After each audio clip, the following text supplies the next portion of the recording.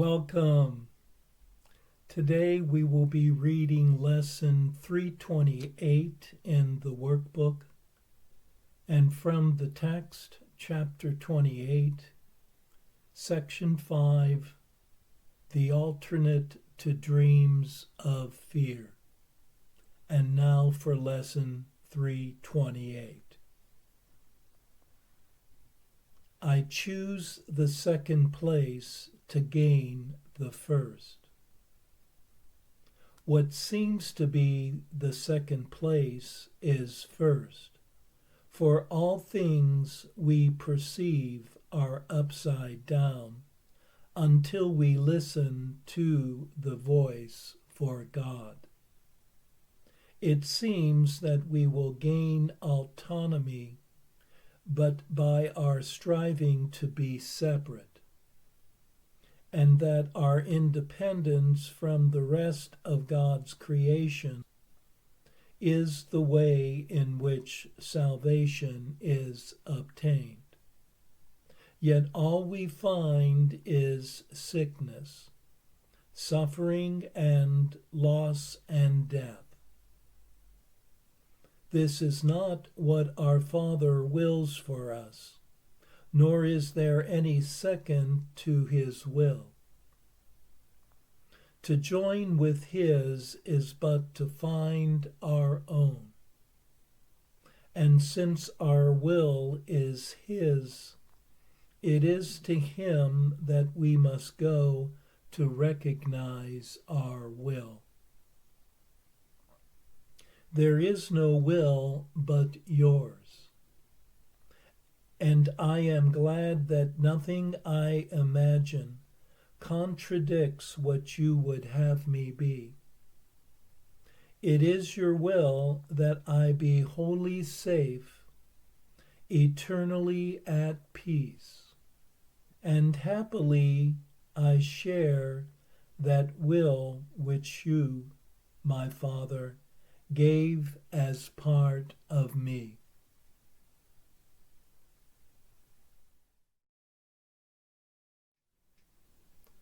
What this world sees as first and foremost is promoting one's separateness and specialness. It believes one's happiness is achieved by being an independent self, who gains one's freedom from separating oneself from others. Yet the Holy Spirit teaches that separation only leads to fear, guilt, loneliness, and suffering. And one's happiness and peace comes from joining with others. While the world gives first place for being specially different, the Holy Spirit sees one's value in being the same as everyone else, and that everyone is equally valued and appreciated by love itself. It is the will of love for everyone to be happy and at peace. And this is the same will one gladly shares.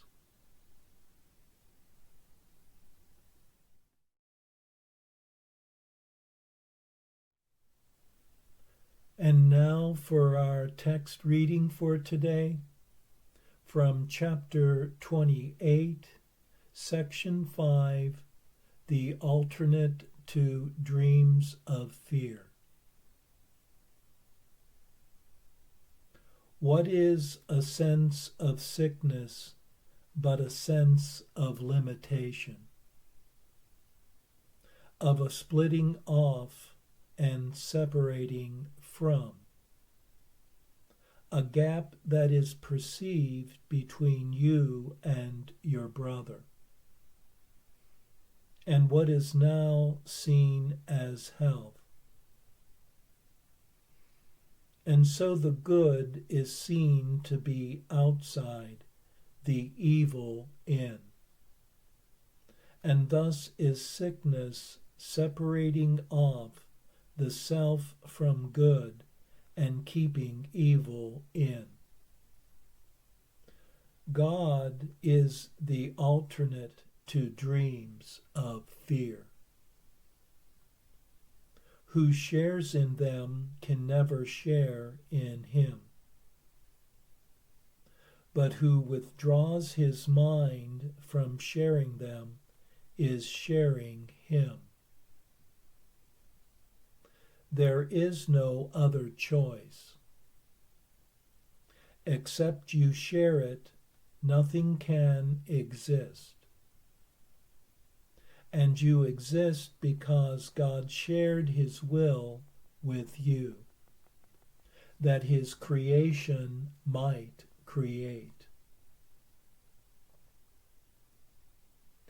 It is the sharing of the evil dreams of hate and malice, bitterness and death, of sin and suffering and pain and loss, that makes them real. Unshared, they are perceived as meaningless. The fear is gone from them because you did not give them your support. Where fear has gone, there love must come, because there are but these alternatives. Where one appears, the other disappears. And which you share becomes the only one you have. You have the one that you accept because it is the only one you wish to have. You share no evil dreams if you forgive the dreamer and perceive that he is not the dream he made. And so he cannot be a part of yours, from which you both are free. Forgiveness separates the dreamer from the evil dream, and thus releases him. Remember, if you share an evil dream, you will believe you are the dream you share. And fearing it, you will not want to know your own identity, because you think that it is fearful. And you will deny yourself and walk upon an alien ground which your Creator did not make, and where you seem to be a something you are not. You will make war upon yourself, which seems to be your enemy, and will attack your brother as a part of what you hate. There is no compromise. You are yourself or an illusion. What can be between illusion and the truth? A middle ground where you can be a thing that is not you must be a dream and cannot be the truth. You have conceived a little gap between illusions and the truth to be the place where all your safety lies, and where yourself is safely hidden by what you have made. Here is a world established that is sick, and this the world the body's eyes perceive. Here are the sounds it hears, the voices that its ears were made to hear. Yet sights and sounds the body can perceive are meaningless. It cannot see nor hear. It does not know what seeing is, what listening is for. It is as little able to perceive as it can judge or understand or know. Its eyes are blind, its ears are deaf. It cannot think, and so it cannot have effects. What is there God created to be sick? And what that he created not can be?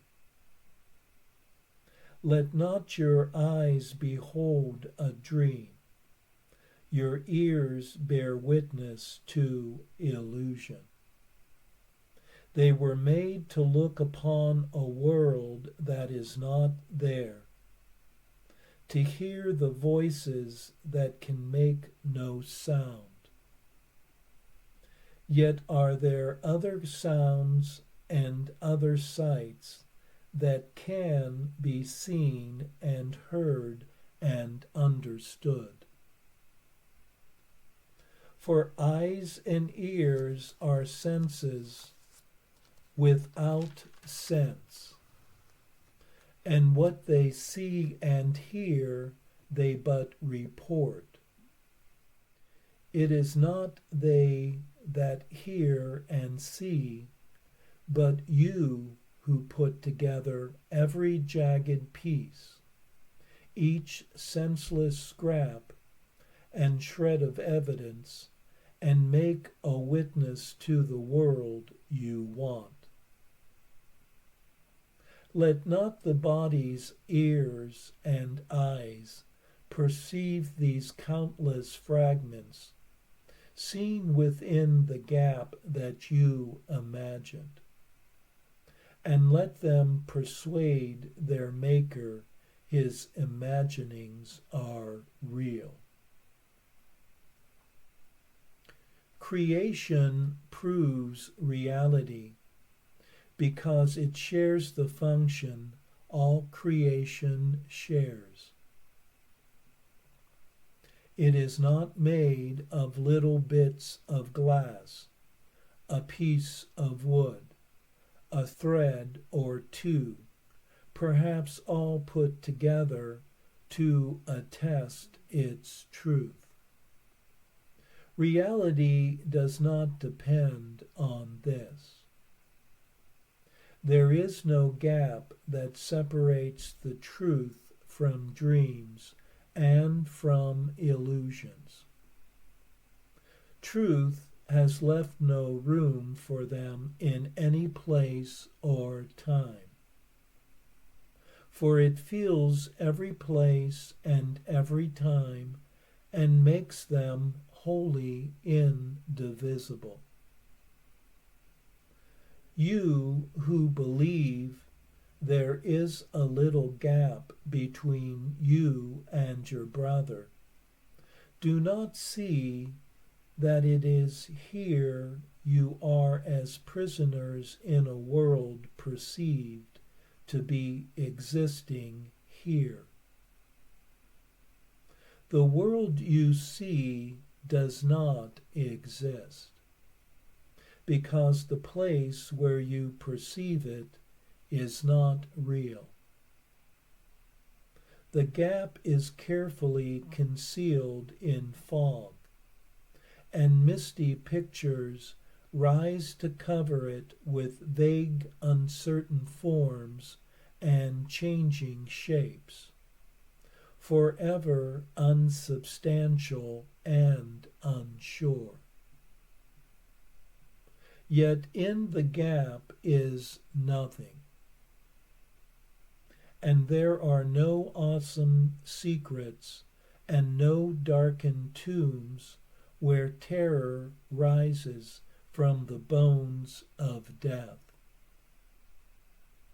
Look at the little gap, and you behold the innocence and emptiness of sin, that you will see within yourself when you have lost the fear of recognizing love.